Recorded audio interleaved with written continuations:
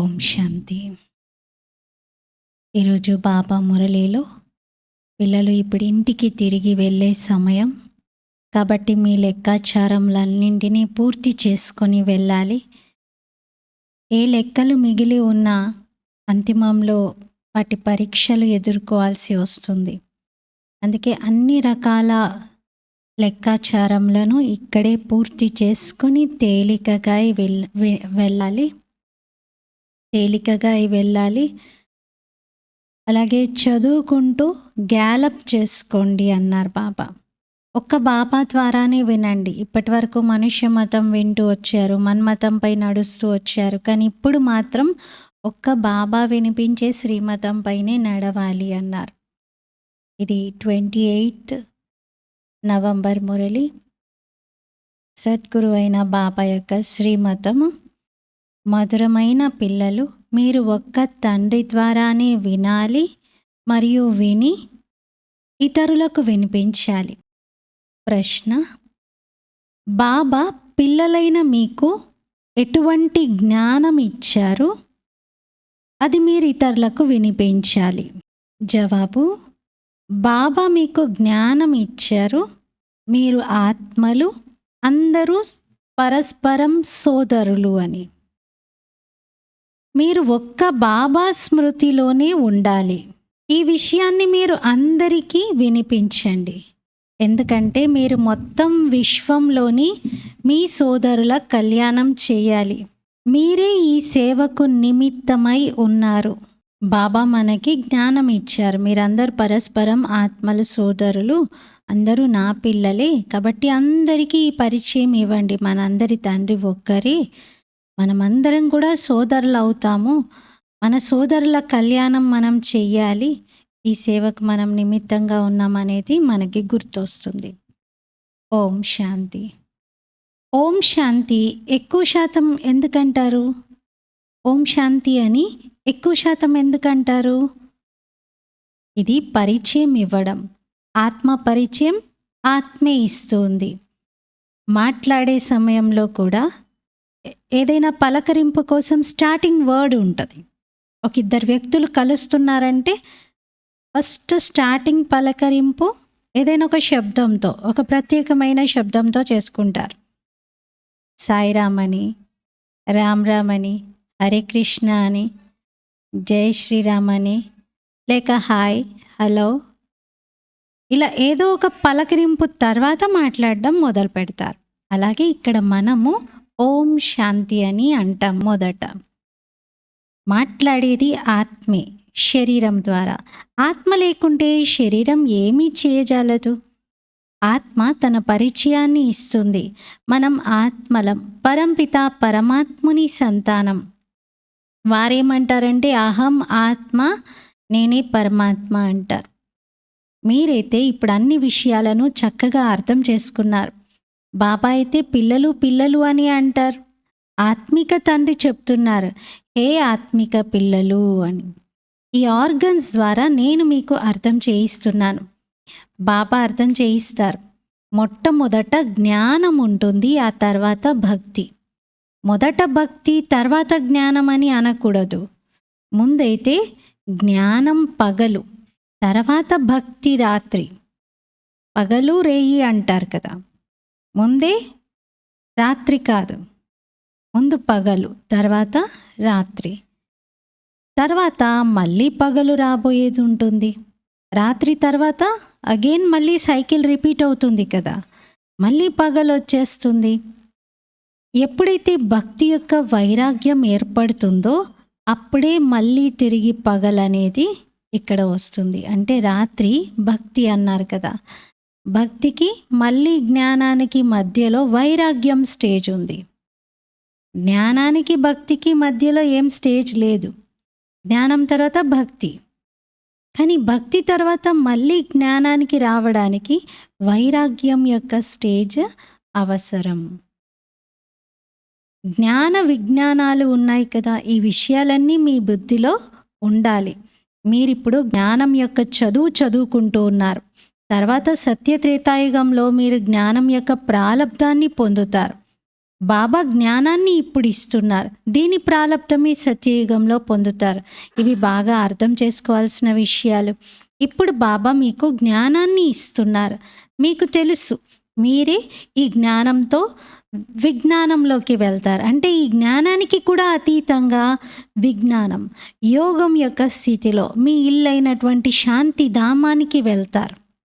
కానీ బేసికల్గా ఫస్ట్ దీనికోసం మనకి జ్ఞానం కావాలి. నేనెవరిని, నా ఇల్లు ఎక్కడుంది, నా తండ్రి ఎవరు, నేను ఎక్కడికి వెళ్ళాలి, ఈ నాలెడ్జ్ మనకి ఫస్ట్ లభిస్తుంది. తర్వాత మనం విజ్ఞానంలోకి వెళ్తాం, అతీతంగా అయిపోతాం, అన్నిటికీ డిటాచ్డ్గా అయిపోతాం.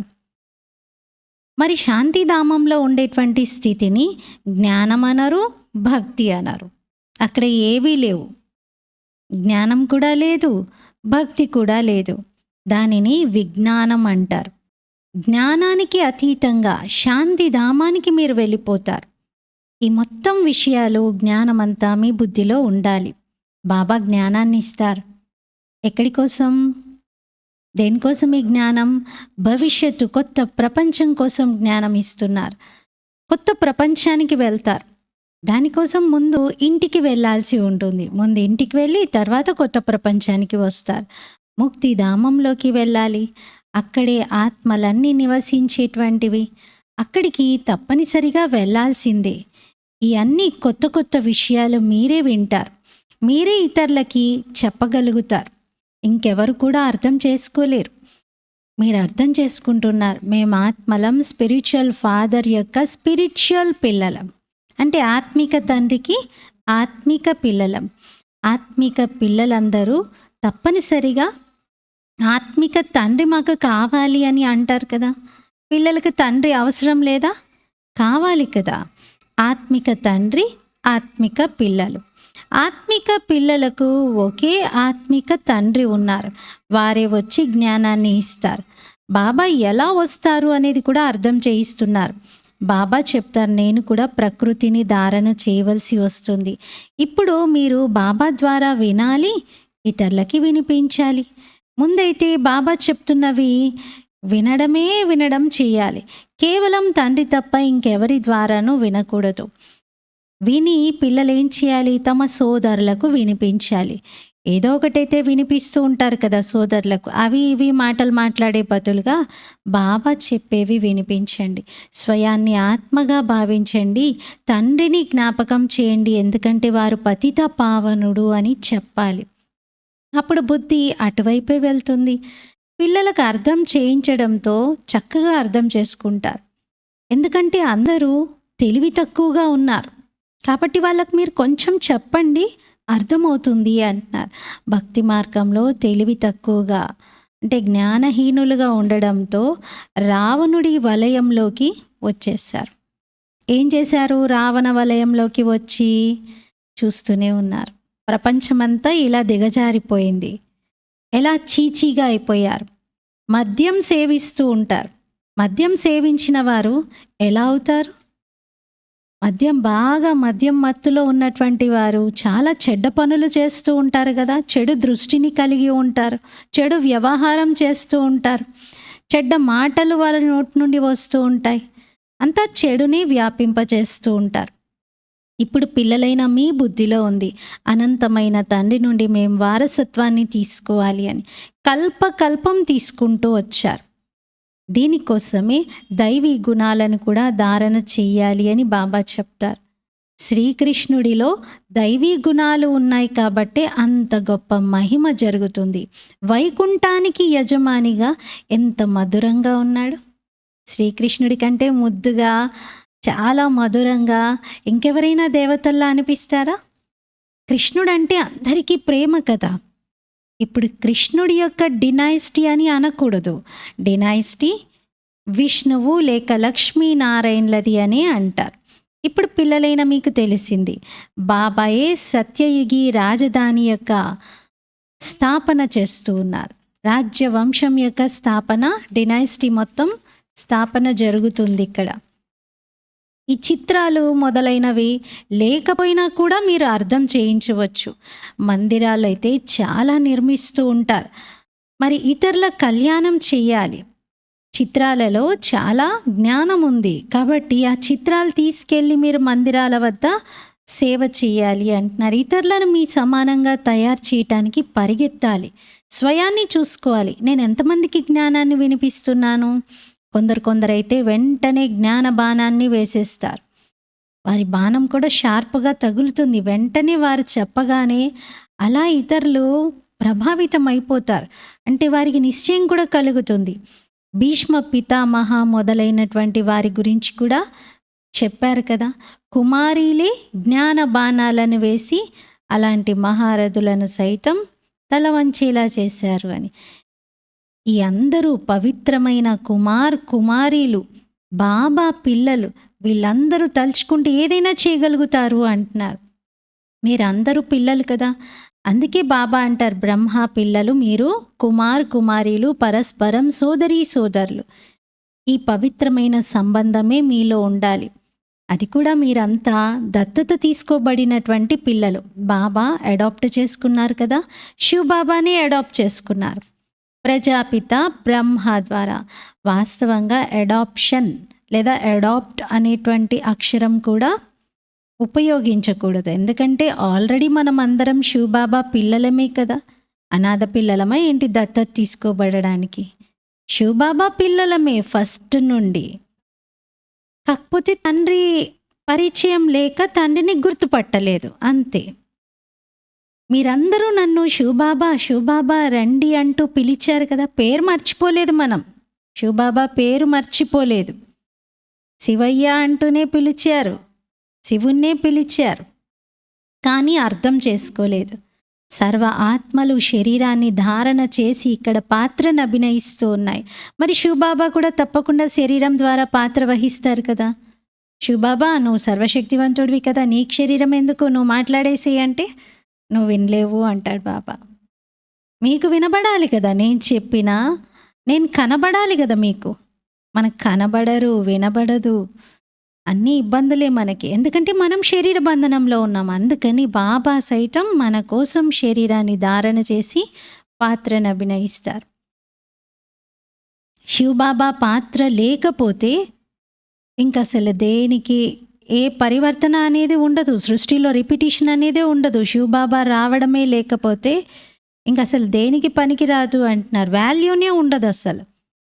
వాల్యూ ఎప్పుడు ఉంటుంది? మొత్తం ప్రపంచం యొక్క సద్గతి జరిగినప్పుడు. శివబాబా అందరికీ సద్గతిని కలిగిస్తారు. వారి మహిమను భక్తి మార్గంలో బాగా గాయనం చేస్తూ ఉంటారు. సద్గతి జరిగిన తర్వాత తండ్రిని జ్ఞాపకం చేసే అవసరమే లేదు. బాబా ఇలా ఎందుకు చెప్పారో ఏమో, సత్యుగంలో నిజంగా మనం మర్చిపోయాం.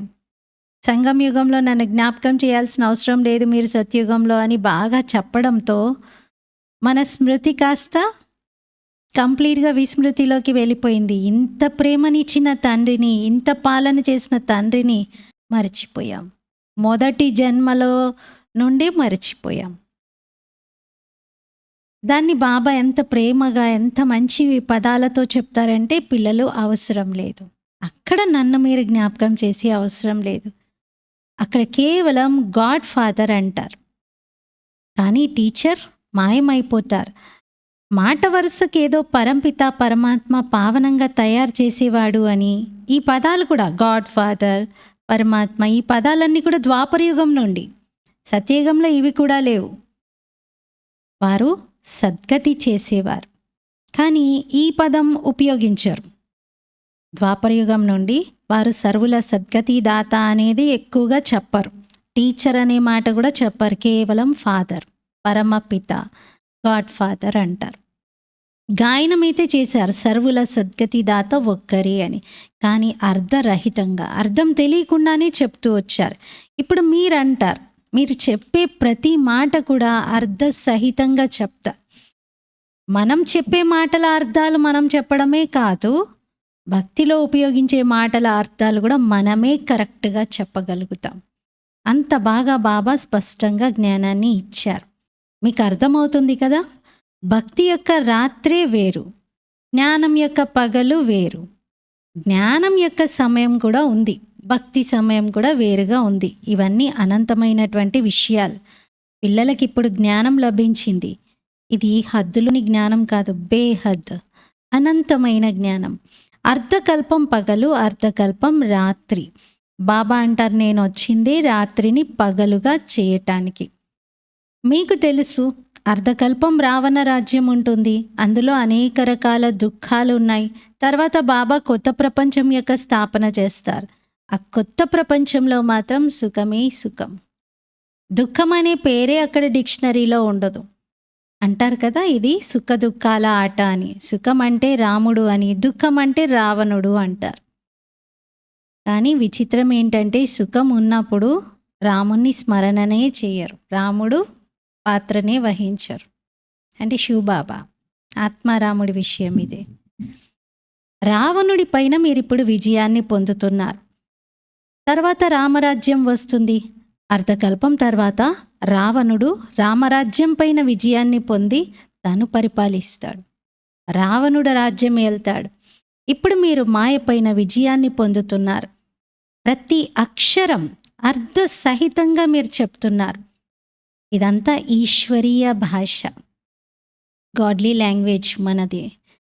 ఇది ఎవరికీ అర్థం కాదంత ఈజీగా.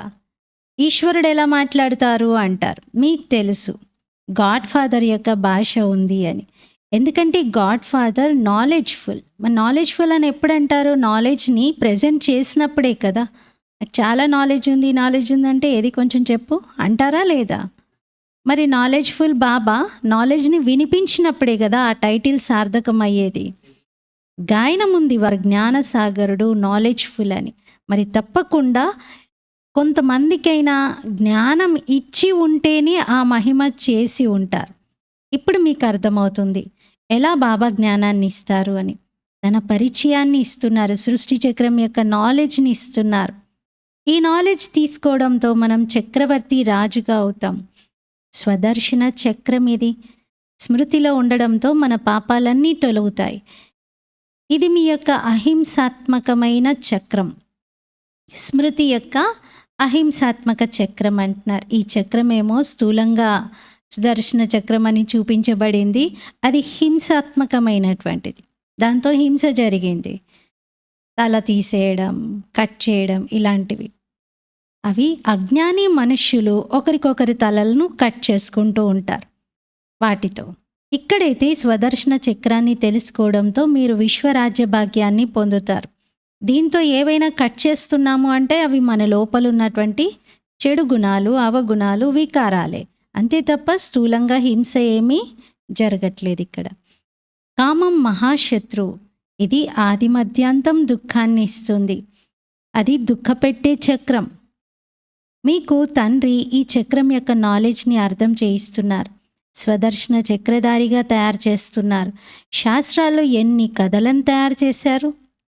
కథలకు ఒక లెక్క ఉందా? కథలు చెప్పారు. నువ్వు నాకు కథలు చెప్పకు అని అంటారు. అంటే మాటికి ఒక్కొక్క రకంగా రూపం మారుస్తూ మాట్లాడకు అనేడానికి అలా అంటారు. ఇప్పుడు బాబా ఏమంటున్నారంటే భక్తి మార్గంలో చాలా కథలు చెప్పేశారు, చాలా కథలు. ఇప్పుడు మీరు వాటన్నింటినీ మర్చిపోవాలి. కేవలం ఒక్క తండ్రి స్మృతిలోనే ఉండాలి. ఎందుకంటే తండ్రి ద్వారానే స్వర్గం యొక్క వారసత్వాన్ని తీసుకోగలుగుతారు.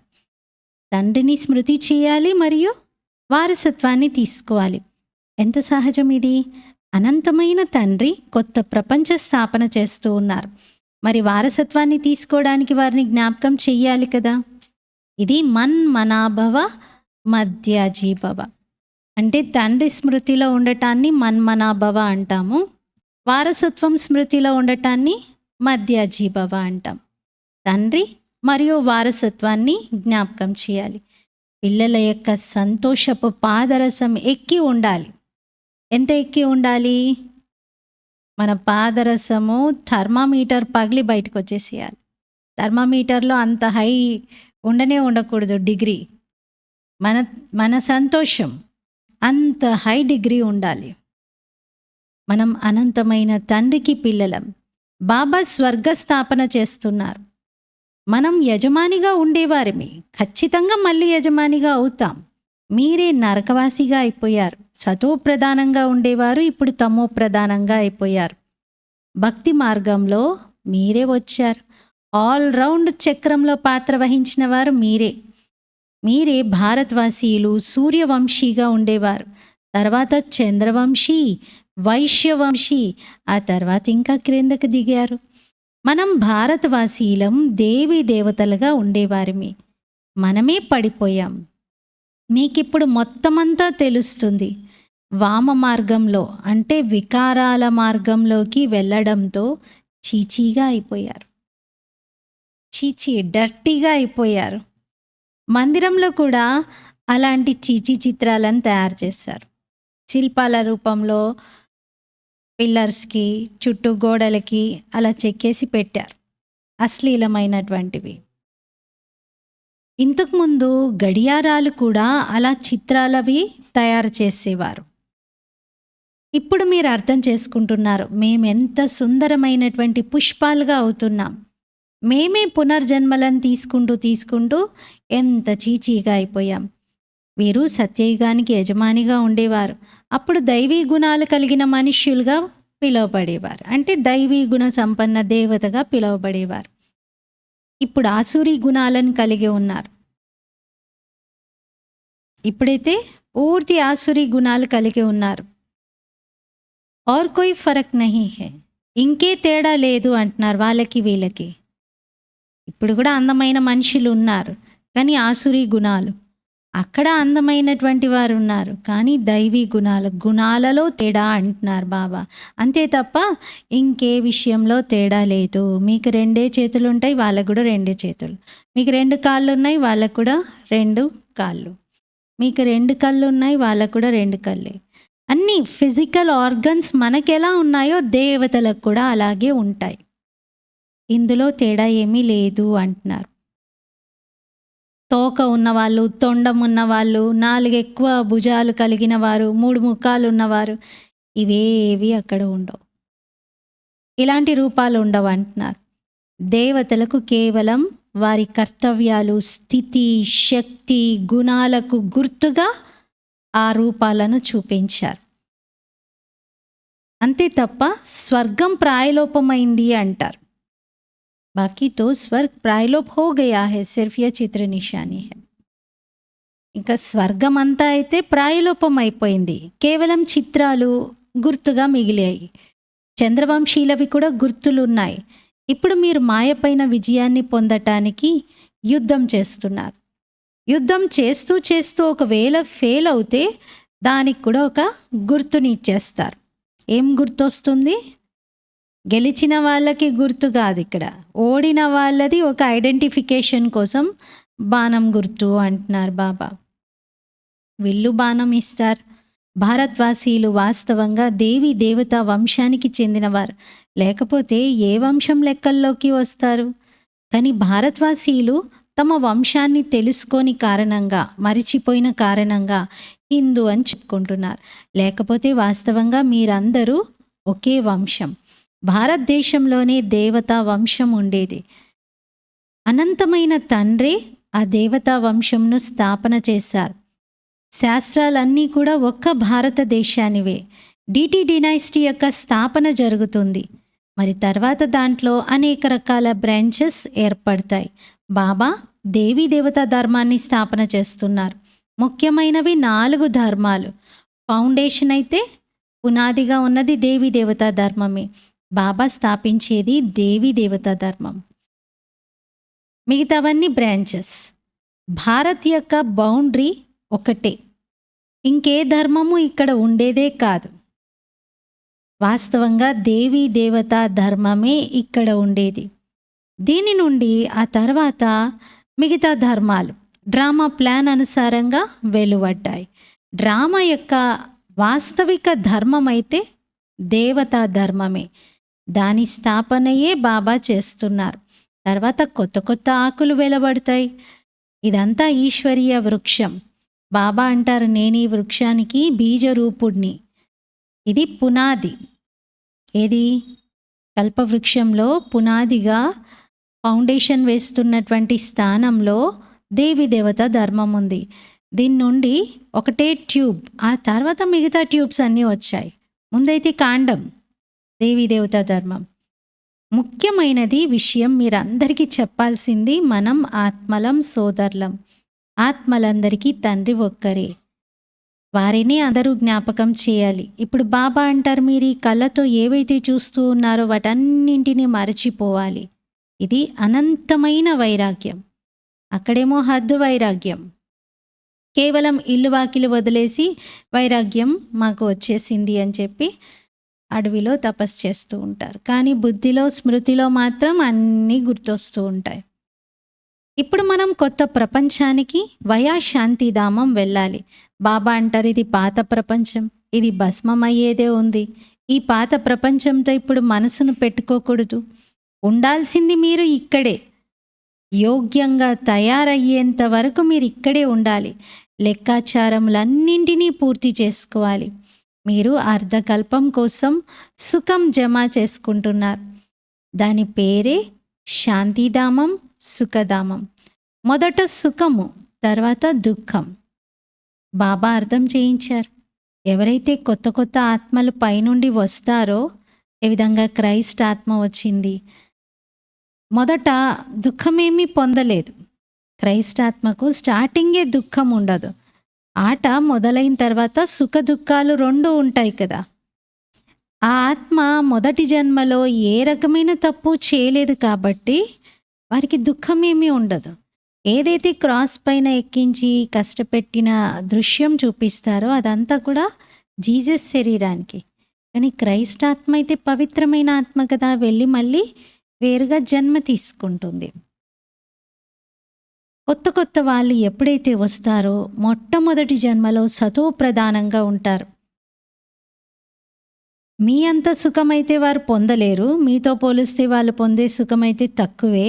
కానీ వాళ్ళ లెవెల్కి ఆ సుఖం వాళ్ళకి అది గొప్పగా అనిపిస్తుంది. దుఃఖము ఇక్కడ ఈ ప్రపంచంలో ఇప్పుడు బాగా పెరుగుతుంది. ఇది తమో ప్రధాన స్థితి కాబట్టి మీరందరూ బుద్ధితో పనిచేయాలి. ఆత్మలందరికీ కూర్చోబెట్టి బాబా అర్థం చేయిస్తూ ఉన్నారు. మనం ఇతరులకి అర్థం చేయించాలి. బాబా చెప్తారు, నేనే ఈ శరీరాన్ని ధారణ చేశాను. అనేక జన్మల అంతిమ సమయంలో, అనగా తమో ప్రధానమైనటువంటి శరీరంలో నేను ప్రవేశిస్తాను. తర్వాత మీరు ఫస్ట్ నంబర్లోకి వెళ్ళాలి. First so last, last so first. ఇది కూడా అర్థం చేయించవలసి ఉంటుంది. ఫస్ట్ తర్వాత ఎవరు? ఫస్ట్ నెంబర్ 1 ఎవరు మన దాంట్లో? బ్రహ్మా బాబా. తర్వాత నెక్స్ట్ ఎవరు? మమ్మ. వారి పాత్ర ఉండాలి కదా. వారు అనేకులకు శిక్షణని ఇచ్చారు. బ్రహ్మా బాబా తర్వాత నెక్స్ట్ నెంబర్ 1 ఎవరు అంటే, నెక్స్ట్ టు బ్రహ్మా బాబా మమ్మ ఉన్నారు. వారు చాలా శిక్షణలను ఇచ్చారు. పిల్లలందరిలో నంబర్ వారీగా ఉన్నారు. నంబర్ వారీగా పిల్లలందరూ కూడా శిక్షణను ఇస్తూ ఉంటారు, చదివిస్తూ ఉంటారు. ఇందులో చదువుకునేటువంటి వారు కూడా ప్రయత్నం చేస్తూ ఉంటారు. ఒకరికన్నా ఒకరు ఉన్నతంగా ముందుకెళ్తూ ఉంటారు. చాలా సెంటర్స్లో ఎలా ఉన్నారంటే చదివించే టీచర్ కన్నా కూడా చదువుకుంటున్నటువంటి వారు ఉన్నతంగా వెళ్తున్నారు. ఒక్కొక్కరిని బాబా చూస్తూ ఉంటారు. అందరి నడవడికతో తెలిసిపోతుంది. కొందరిని మాయ ముక్కుతో పట్టేసుకుంటుంది. పూర్తిగా వారిని అంతం చేసేస్తుంది. వికారాల్లో పడిపోతారు. ఇంకా ముందు ముందు వెళ్తే ఇలాంటి వార్తలు ఎన్నో వినడానికి వినిపిస్తూ ఉంటాయి. వండర్ అనిపిస్తుంది. ఏంటి, ఈ ఆత్మన వెళ్ళిపోయారా, బాబాను వదిలేశారా అని ఆశ్చర్యం కలుగుతుంది. మనకి జ్ఞానం ఇచ్చినటువంటి వారు, ఎంతో చక్కగా చెప్పగలిగిన వారు ఈరోజు ఉండరు. ఎలా వెళ్ళిపోయారు వారు? ఏంటి, వారికి ఎందుకు నిశ్చయం తగ్గింది? వారు చాలా బాగా చెప్పేవారు కదా, చాలా బాగా యోగం చేసేవారు కదా అని అనుకుంటారు. మాకు పవిత్రంగా ఉండాలి, ఇలాంటి యోగం చేయండి, అలా యోగ ప్రయోగం చేయండి అని చెప్పేవారు. మరి స్వయమే చీచీగా అయిపోయారేంటి అని అనుకుంటారు. తప్పకుండా అలా అనుకుంటారు కదా. అందరూ వెళ్ళిపోయిన వారి గురించి ఎన్నైనా అనుకుంటారు. చాలా చీచీగా అయిపోతారు. బాబా అంటారు, గొప్ప గొప్ప మంచి మంచి మహారథులను కూడా మాయ జోరుగా పిండేసింది, పట్టుకొని లాగేసింది. ఎలా అయితే మాయ పైన మీరు విజయాన్ని ఇప్పుడు పొందుతున్నారో, మాయ కూడా అలాగే కొంతమంది పైన విజయం పొందుతుంది. బాబా ఎంత మంచి మంచి ఫస్ట్ క్లాస్ రమణీకమైనటువంటి పేర్లను పెట్టారు పిల్లలకు. కానీ అహో మాయ! ఆశ్చర్యంగా విన్నారా పిల్లలు, వర్ణించారు, తర్వాత పారిపోయారు. పడిపోయేలా చేసింది మాయ. మళ్ళీ మాయనంటారు బాబా, ఎందుకంటే బాబాకు తన పిల్లలంటే ప్రేమ. కానీ పడిపోయిందెవరు? ఎవరైనా తోసారా ఏంటి? మన ఆలోచనతో మనం పడిపోయాము. మాయ ఎంత జబర్దస్త్! అందుకే పిల్లలు మీరందరూ చాలా అప్రమత్తంగా ఉండాలి. ఇలా బాబా చెప్పినప్పుడు మనము మాయ అంటే ఇంకేదో అని అనుకుంటాము అని భావించి, అలా అనుకుంటే కొంచెం జాగ్రత్తగా ఉంటామని చెప్పి బాబా అంటారు. కానీ మాయను రచిస్తున్నది మనమే. మాయ అంటే వేరే ఏదో కాదు, మన బలహీనమైన ఆలోచనలే మాయ. మన తప్పుడు ఆలోచనలు, మన బలహీన సంకల్పాలే మాయ. ఇంకెక్కడో మాయ ఉండదు. మనమే మాయను పుట్టిస్తూ ఉంటాం. యుద్ధ మైదానం ఇది. మాయతో మీ అందరిది ఎంత పెద్ద పోరు, ఎంత పెద్ద యుద్ధం ఇది. అచ్చా, मीठे मीठे सिकीलते बच्चों प्रति मात पिता बाप दादा का याद प्यार और गुड मॉर्निंग। रूहानी बाप की रूहानी बच्चों को नमस्ते। हम रूहानी बच्चों की रूहानी बाप दादा को याद प्यार गुड मॉर्निंग और नमस्ते। मेरा बाबा मीठा बाबा प्यारा बाबा शुक्रिया बाबा। ధారణ కొరకు ముఖ్య సారము. ఫస్ట్ పాయింట్, ఇక్కడే అన్ని లెక్కాచారములను పూర్తి చేసుకొని అర్థకల్పం కోసం సుఖాన్ని జమ చేసుకోవాలి. ఈ పాత ప్రపంచంతో ఇప్పుడు మనసు పెట్టుకోకూడదు. ఈ కళ్ళతో ఏదైతే కనబడుతూ ఉందో దానంతటినీ మరచిపోవాలి. సెకండ్ పాయింట్, మాయ చాలా జబర్దస్త్గా ఉంది, దానితో అప్రమత్తంగా ఉండాలి. చదువులో గ్యాలప్ చేసుకుంటూ ముందుకు వెళ్ళాలి.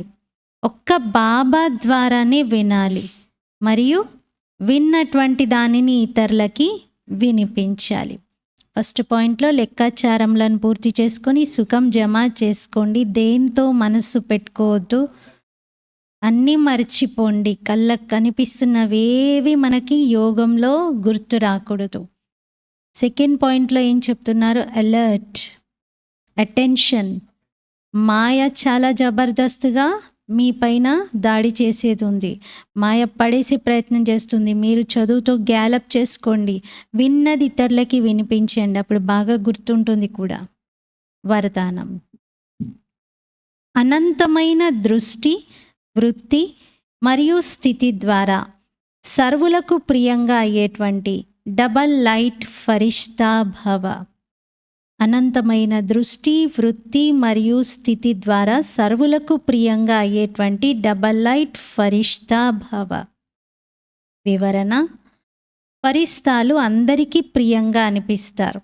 ఎందుకంటే ఫరిస్తాలు అందరి వారు, ఒక్కరిద్దరి వారు కాదు, అందరికీ చెందినవారు. అనంతమైన దృష్టి, వృత్తి మరియు అనంతమైన స్థితి కలిగిన ఫరిస్తాలు సర్వ ఆత్మల పట్ల పరమాత్మ సందేశ వాహకులుగా ఉంటారు. ఫరిస్తా అనగా డబల్ లైట్. సర్వ సంబంధాలు ఒక తండ్రితో జోడించేటువంటి వారు, దేహము దేహ సంబంధాలకు అతీతంగా ఉండేవారు. స్వయాన్ని మరియు సర్వులను తమ నడవడిక మరియు ముఖము ద్వారా బాబా సమానంగా తయారు చేసేవారు. స్వయాన్ని కూడా బాబా సమానంగా చేసుకుంటారు, ఇతరులను కూడా చేస్తారు తమ ముఖము నడవడిక ద్వారా. సర్వుల పట్ల కళ్యాణకారిగా ఉండేవారు. ఇలాంటి ఫరిస్తాలే సర్వులకు ప్రియమైనవారు. స్లోగన్, మీ అందరి రూపం నుండి బాబా యొక్క గుణాలు కనిపించాలి, అప్పుడే సమాప్తి జరుగుతుంది. మీ అందరి రూపం నుండి, అంటే మీ ఫేస్ నుండి, మీ యొక్క రూపం ద్వారా బాబా యొక్క గుణాలు కనిపించాలి. బాబా యొక్క గుణాలు, బాబా ఎవరు, కర్తవ్యాలు అన్నీ కనిపించాలి, అప్పుడే సమాప్తి జరుగుతుంది. ఈరోజు స్వమానము నేను డబల్ లైట్ ఫరిస్తాను. నేను డబల్ లైట్ ఫరిస్తాను. ఓం శాంతి.